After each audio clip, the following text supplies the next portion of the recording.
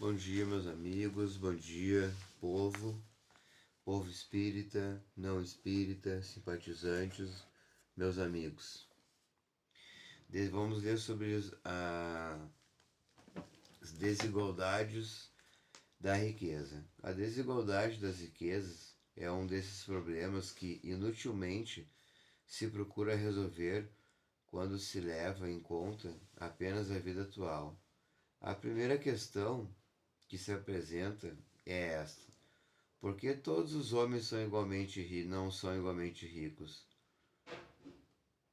Não por uma razão muito simples, é porque eles não são igualmente inteligentes, participativos e trabalhadores para adquirir os bens, nem igualmente moderados e provenientes para conservá-los.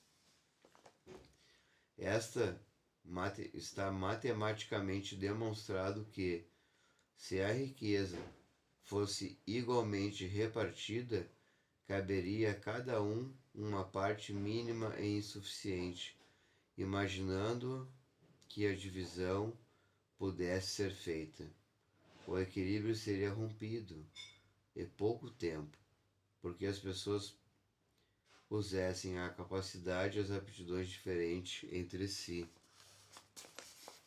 Se as pessoas dividissem o conhecimento, meus amigos, nós teríamos um mundo muito melhor. Mas infelizmente o egoísmo, o orgulho, a vaidade extrema não permite que isso aconteça, né? Supondo-se que essa divisão, além de ser feita, se mantivesse ao longo do tempo, resultado seria a interrupção das grandes obras que contribuem para o progresso e o bem da humanidade. O homem, ao perceber que já possui o necessário, sentiria desestimulado às grandes descobertas e aos empreendimentos úteis.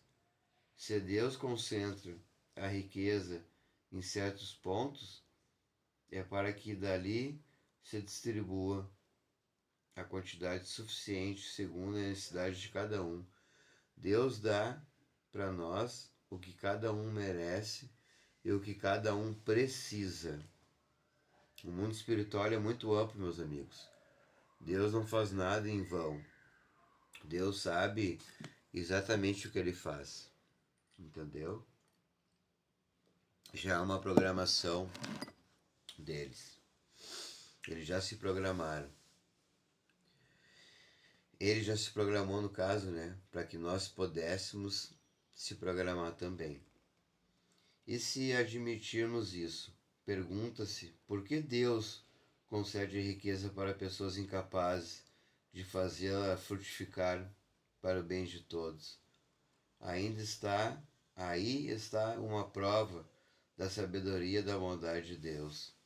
Ao dar ao homem a liberdade de agir, o livre-arbítrio que nós temos, né?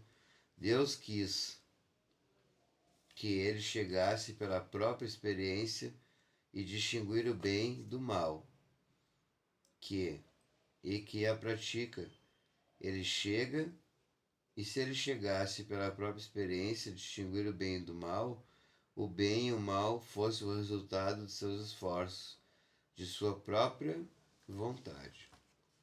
O homem não deve ser conduzido pela maneira definitiva nem para o bem, nem para o mal.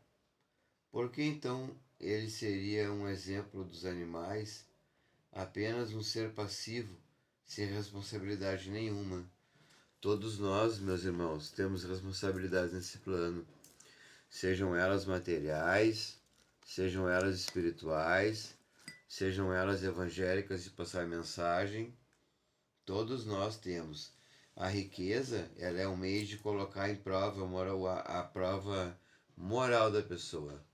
Quando a pessoa tem tudo nas mãos, e ela tem tudo, e um dia ela já foi muito pobre, por exemplo. Vamos botar um exemplo assim.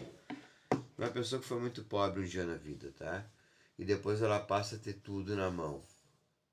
Aí ela mostra quem realmente ela é. Ou a moral dela é corrompida por várias e diversas outras coisas. Entende? Então quer dizer, A prova da riqueza é uma das provas mais difíceis, porque ela exige que tu tenha um pensamento bem elevado em relação às coisas e às pessoas. O que tu vai fazer com 3 milhões de reais, por exemplo? Tu vai abrir uma escola, tu vai ajudar em questões beneficentes e aí por vai. E com razão, que se lamenta o uso de algumas pessoas que fazem de suas riquezas são vergonhosas, as paixões que a ambição provoca. Isso não é mais ambição, já é ganância e ambição misturada, né? Então se pergunta, Deus é justo dando riqueza a tais pessoas? É claro que é. Se o homem tivesse apenas uma existência, nada justificaria tal repartição dos bens terrenos.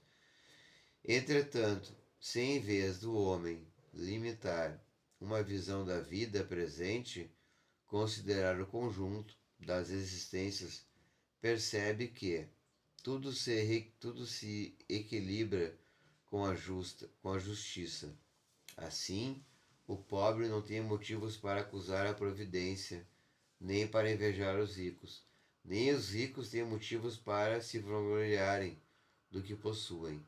Se eles abusam da riqueza, é que não é só abusar da riqueza. Quando o Espiritismo fala abusar da riqueza, ele fala abusar em vários sentidos, né? Como apontar as pessoas, eu sou melhor do que tu, tu não é nada, vai embora, ou sei lá, um monte de coisa, entendeu?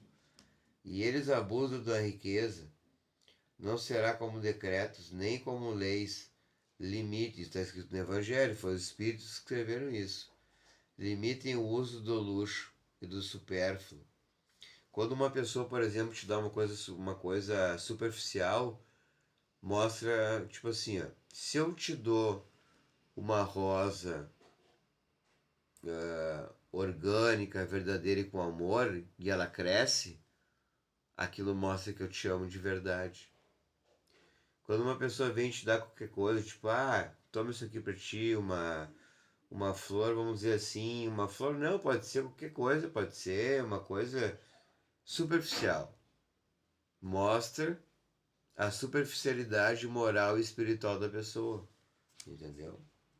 Se eles abusam da riqueza, não será com os decretos da lei limitante. É por isso que as pessoas, é por isso que as leis têm apenas uma duração temporária e são sempre recebidas com uma certa revolta. A origem do mal está no egoísmo e no orgulho. Os arbustos de toda espécie cessarão por si mesmos quando os homens conduzirem-se à lei da caridade. Essa é uma das leituras de hoje, né? Espero que vocês tenham gostado. Um bom dia e um beijo no coração.